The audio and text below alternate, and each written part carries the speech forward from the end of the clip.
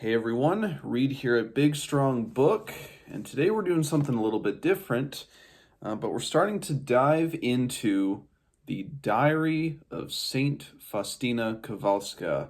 This is also called Divine Mercy in My Soul. This is, again, the Diary of Saint Faustina, but I've been feeling a need to kind of dive into more theological, mystical, philosophical texts on this channel. I know a while back I did a review of Saint John of the Cross's Dark Night of the Soul. Certainly, mysticism and theological, and then Saint Therese of Lisieux's Story of a Soul. So they are two doctors of the Church. Saint Faustina is not a doctor of the Church as of now. Who knows if she ever will be. But her her diary, her mystical experiences, led to the start pretty much of the Divine Mercy devotion, which in the Catholic world is something that is quite significant. And she kept a diary. I think this started more towards the end of her life, as they often do by the instruction of their mother superiors or their spiritual directors. So let me just look here. So essentially what we're going to do tonight is just it's briefly going over the first 20, I don't want to know if I should call them paragraphs or entries, but they're the first 20 sections, or I'll call them paragraphs, the first 20 paragraphs of her diary. Now, her diary has a ton of paragraphs, but I figured this would be a good way just to kind of incrementally over time go through this, dissect it a little bit, because obviously with something as the mystical implications, the theological implications of dissecting what is divine mercy and what's Faustina experienced, what that means for everybody. I mean, not just Catholics, but even Christians as a whole to this day. So I guess we should start looking into it. Now, she starts this journal or this diary in 1934, with the events kind of diving into 1925. So it's about 10 years later that she's beginning this. And she dies in 1938. I think she's about 33 when she dies. Again, she's a Polish nun. And so as we're going into it, the beginning of her journey into religious life it's always fascinated me, and it's just what she writes about it. So she begins her diary with just kind of, writing down these prayers and this adoration towards God. And within that she says, "Oh my Jesus, because of my trust in you, I weave thousands of garlands, and I know that they will all blossom. And I know that they will all blossom when God's sun will shine on them." So not directly, but it ties into the same type of imagery that we see in the Song of Songs, where it's so so imperative for her that she gets this out kind of right away before she even jumps into the events of her life. And that's right, her full was Saint Maria Faustina of the Blessed Sacrament.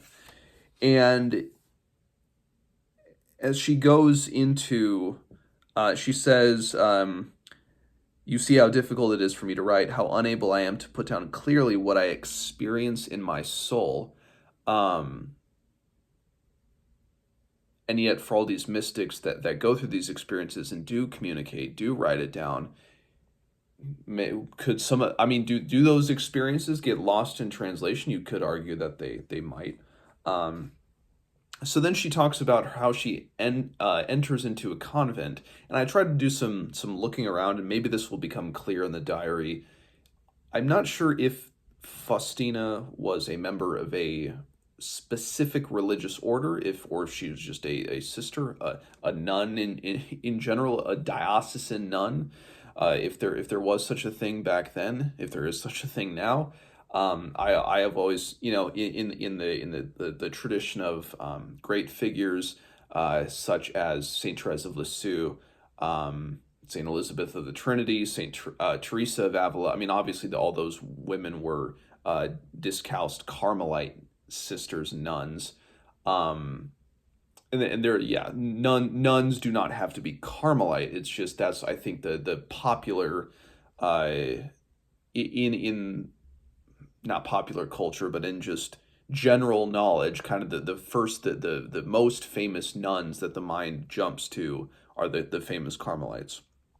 I don't Faustina was not a Carmelite. I don't know if she had a specific order, but so she mentions always kind of feeling a call, a religious vocation. And then when she is 18, she goes to a dance in Lodz, Lodz, Lodz, Lodz, Poland. And she says, as I began to dance, I suddenly saw Jesus at my side, Jesus racked with pain, stripped of his clothing, all covered in wounds, who spoke these words to me. How long shall I put up with you, and how long will you keep putting me off?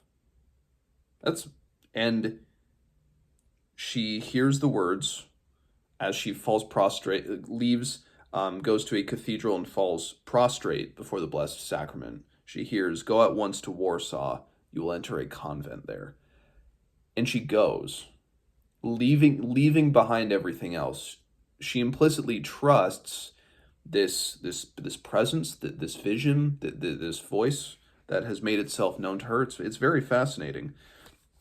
And she hears kind of further direction to go to a specific priest, and she does, and she is taken in, and as she makes vows to the Trinity, to the Father and to the Son, vows of perpetual chastity. I think even before maybe she has, or maybe this is already after.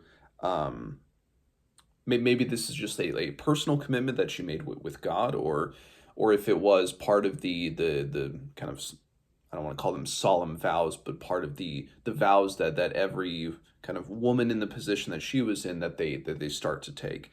But then the convent that her Mother Superior, the Mother General Michael, she starts to realize that, she says, I felt immensely, it seemed to me that I had stepped into the life of paradise. A single prayer was bursting forth from my heart, one of thanksgiving. Again, she moved to Warsaw, and in going is then has this immense peace come over her, and she knows that there's not a lot of time, at least for her, for prayer, and she's feeling like, okay, do I leave? Do I stay? Do I go? And she has another vision of great pain, of Christ in pain, and the wounds, and the holy face and everything, saying, it is you. I'm reading here from the 19th section. It is you who will cause me this pain if you leave this convent. It is to this place that I called you, nowhere else, and I've prepared many graces for you. And then she meets with her confessor, and he says, if this is what you think you heard, then let's lean into that, and let's kind of stay here. I mean, you came here, you felt, so let's keep you here before you kind of go elsewhere. And then she has further visions of the suffering souls, with an interior voice, which we may assume to be Christ, saying, my mercy does not want this, the suffering souls, but justice demands it. And that's where the 20th section ends. And so her prayer life is starting to develop. She feels she's being called towards something deeper. And eventually that will be the vision that she receives of the Divine Mercy image, which leads then later to the great devotion that followed from it. So yeah, it's very, very interesting. And again, I don't know I'd like to say I will do this weekly or something like that, of going through just a few more each time, maybe chunks of 20, 30 sections.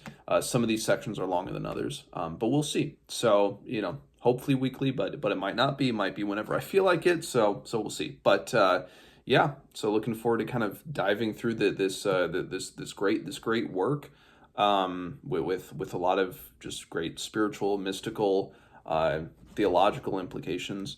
So yeah, if you have read this diary, let me know what you think, and I will see you guys next time.